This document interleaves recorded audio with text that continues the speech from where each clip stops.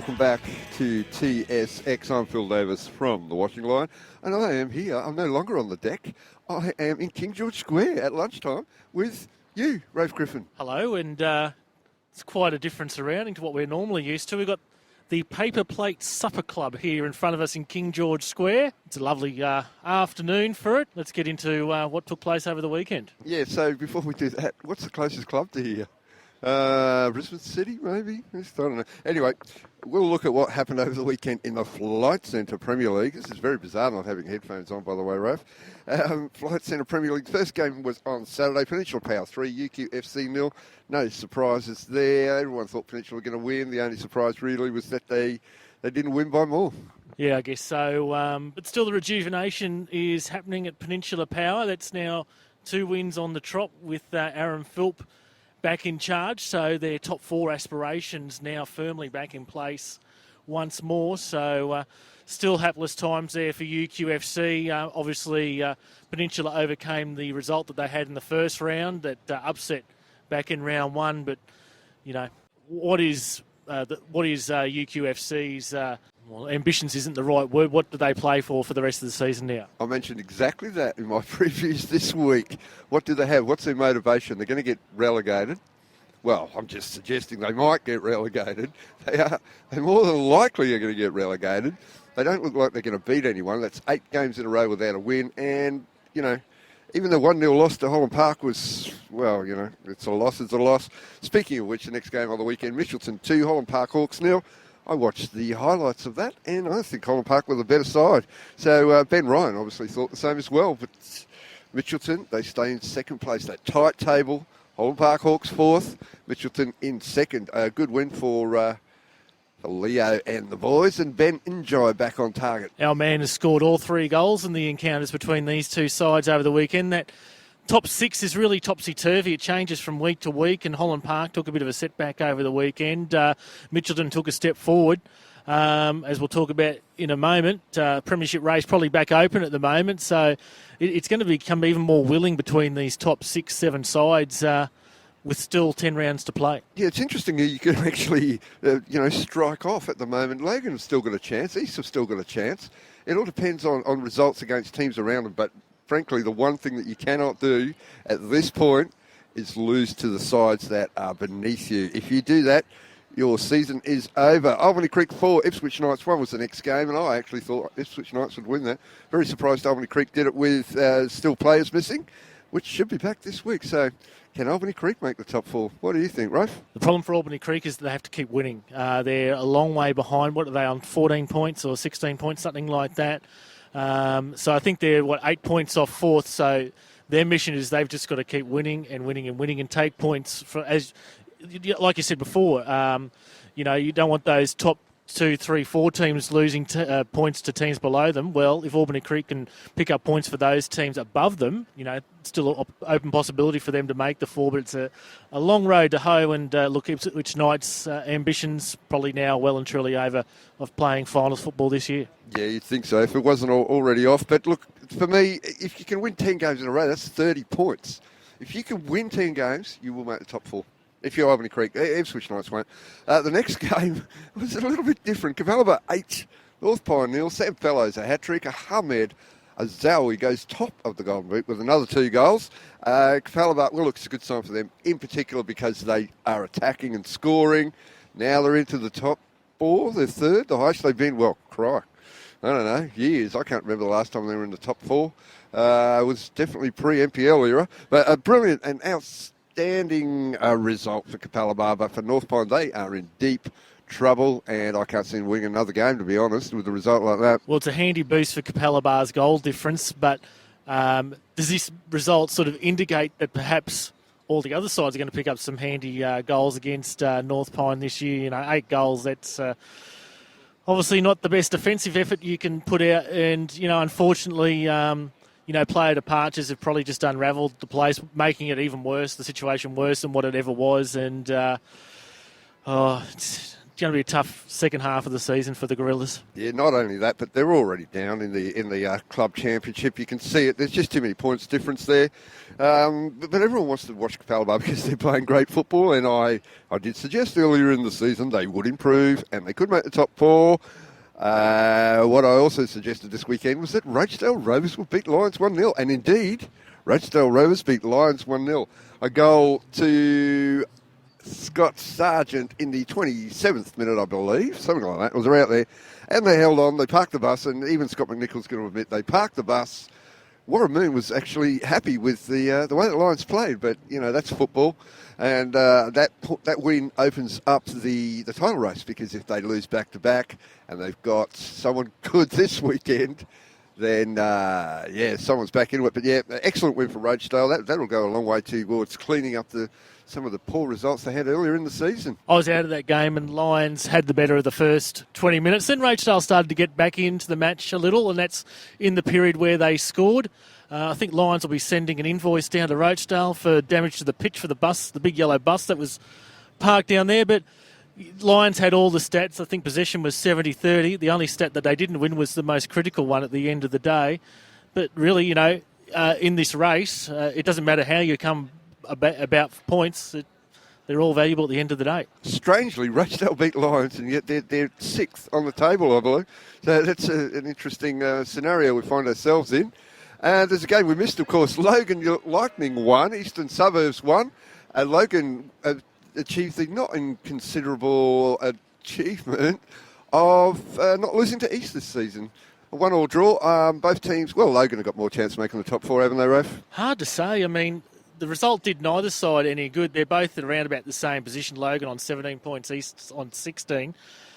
Both sides really would have loved to have come away with the 3 points in that one, but it wasn't to be. But look, they're not out of the race just yet, both those sides. But like Albany Creek, still a tough road to come back. So let's take a look at the table after the end of round 12 with Lions on top, 25 points. Just a point behind them now, Mitchelton on 24, but Lions, of course, still with a game in hand. Capalaba, third on 22 points. Who would have picked that in the early part of the season? Holland Park in fourth on 22.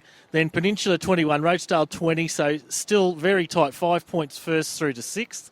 Logan 17, East 16, Albany Creek 14. And then probably Ipswich Knights, UQFC and North Pine out of the finals race at this point of time. Yeah, it's a really tight table. It's great for the game. It hasn't happened all the way through the Capital Division, so there's a few, but some interesting results in the Capital Leagues on the weekend. I went out to South United versus North Star. South came back from a 1-0 down to North Star. 2 goals to Harun Merovic. The first was an absolute cracker, purest dream, long passing move, brilliant cross. Header on the far post, but the one thing to watch is this weekend South United play Southside Eagles, and they are 1 and 2 on the table. And how much would I like to Southern sides in the BPL next year? A lot. Yeah, well, that's your Southside bias coming out. South, they're going through this tough run of games at the moment. Taringa, then over the weekend North Star, and now Southside Eagles. So if they can get through this tough run of games, then they'll be a more than worthy promotion candidate come the end of the season. And the other game you also saw on the weekend was the big Capital 4 game. And St George Willawong certainly marked their exam papers as the ones to be favourite to not only be premiers but make promotion up to Capital 3. I thought you were going to say St George Willawong marked their territory. But, look, St George Willawong, they're a quality team. They're a different side to most of the teams in the lower grades. I suggest they're at least Capital 2 standard, and if they have more players, you can tell what can happen because they're big, they're strong, they score goals. Kokelius is great in the middle, but it's just good players all around the park, and the fact they can beat Sanford 6-2, well, that says it all, really. That was a game that's sure to have an impact on the remainder of the season. One other thing I'd like to mention is South versus Taringa will be the last game of the year, and that could well be the decider. Stephen Chester back to Taringa during the week. We should have a look at what's coming up this weekend because the pundits, they love the predictions, Rafe. They love them, they do. They're always telling me I'm wrong. You often are, so anyway. Round 13, let's open up. What a massive game this is. Holland Park were the first team to defeat Lions this season. And it won't be an easy trip for the reigning premiers out there to Whites Hill Reserve on Saturday night at 6:15. Yeah, look, I'm going to tip Lions to win this one because I think they're better and I think they really need these points. It's the right time of the year for them, but it's going to be difficult on that field because Holland Park have adapted well to it. It's a bit bumpy. I believe Dean Briggs said a lot a bit boggy or something last weekend, so I'm going to go with Lions on that one. Tough one to pick. The ground is really an equaliser.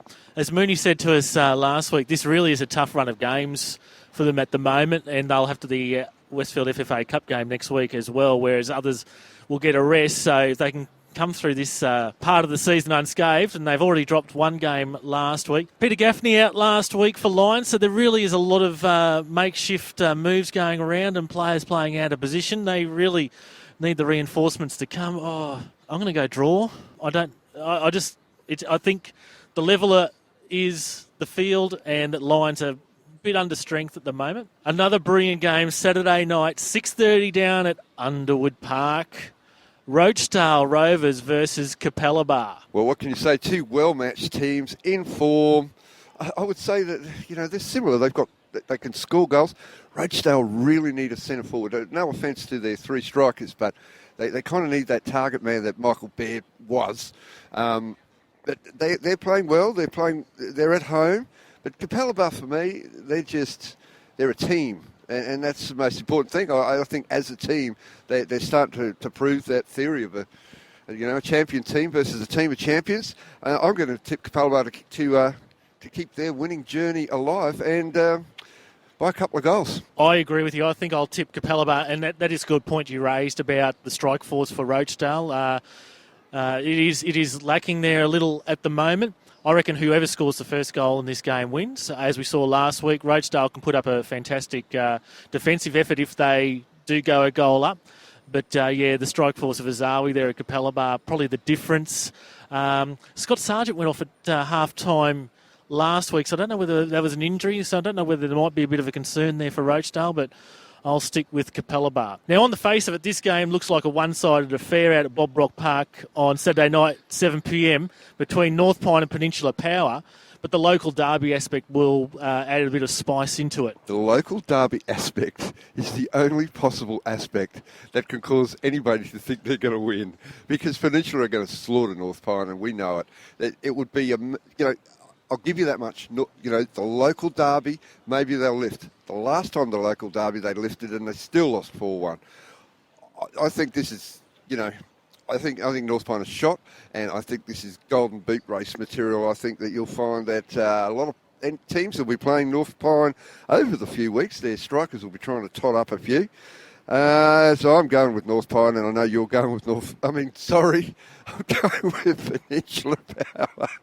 I know you are. So anyway, we'll move on to the next game. Eastern Suburbs versus Mitchelton. Absolutely vital for East, because if they can win this one, it will give them just a little bit of momentum up the table, and they need to beat the teams. Well, they need to beat everyone. Will they beat Mitchelton? I don't know. It's a tough call. I've done my previews. I can't remember what I said, but look, you'd have to be silly to go past Mitchelton. Too many guns, too good in defence. Yeah, the way they're going at the moment, you'd figure that Mitchelton will definitely go in as favourites, and this might be the nail in the coffin in Eastern Suburbs' top four chances if they can't get the 3 points this weekend.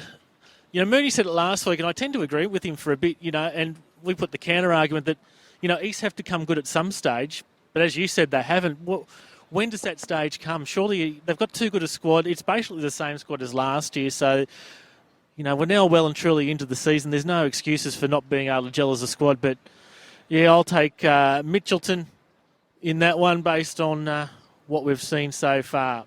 Then we move to Sunday's games, and this match is being filmed for the highlight show. Our TV show this week, by the way, is North Pine versus Peninsula. But on the highlight show, it's our Ipswich Knights for Logan Lightning at 4 p.m. on Sunday afternoon. Ipswich Knights versus Logan Lightning. I think Ipswich Knights are a good side. When I've seen them play well, they do play well. They've got good players. But I'm very disappointed with last week's loss and the one the week before. I just think that's it for Ipswich, and Logan need it more, and I'm tipping Logan to win it on that factor. Yeah, Logan still in the race for the top 4. They've probably got more to play for than Ipswich at the moment. Noticed In the Queensland Times last week, after last week's loss, Stuart Drinkell was saying that, there are players in his squad that aren't really playing for the shirt at the moment, so he might rejig things up. The reserves are doing quite well, so he might promote some of those reserves. So just remains to be seen how he tinkers with his lineup. That might cause a few, bit of rejuvenation, but on the face of it at the moment, Logan Lightning. And the final game of the round, somewhat of a local derby again, with Albany Creek travelling to the Walton Bridge Reserve with UQFC's temporary home, 6 p.m. on Sunday evening. Yeah, well, on the face of it, this has got big win for Albany Creek written all over it. They've got all their players back, and they won well last week. The UQ struggled to score goals. They're quite good defensively. They struggle to score goals, but they are at Walton Bridge Reserve, and that's a bonus for them. They won't really want to leave there, you wouldn't think, because they've done reasonably well at that venue. I mean, obviously they've lost 8 in a row, but, there is an advantage in playing in the small field at a strange time, 6 p.m. on a Sunday. They've copped some floggings there, but they've got half a chance. So I think it'll be closer than most people will predict, but Albany Creek to win by a goal for mine. They've done reasonably well, but lost 8 games in a row. That's a profound statement, isn't it? Look, Albany Creek, as we said earlier, have to keep winning to make the top 4, so I'll take them. At the moment, we're out in King George Square. You have been a bit uncomfortable today being out here in the public. It's a bit of a different scene, isn't it? 2 blokes, 1 mic. We're sharing a mic as well. You're not quite the extrovert that we all think you are you? Well, there are people walking past me and they look at me, everything I say something extroverted and they think I'm a star or something. But it's been lovely out here. It's nice. The best thing about today, Rafe, is the fact that you have to go back to work and I don't. That's made my day. And with that, we might wrap it up for this week. Bit of a different atmosphere. Hopefully we'll be back to the usual studio next week to promote and take a look forward to what is a massive next weekend with the Westfield FFA Cup round 7 matches, and I'm really looking forward to those, but I don't want to get ahead of myself just so far. So get out and enjoy round 13 of the Flight Centre Premier League and the Capital Leagues. One final word for you, Mr. Davis. Be safe.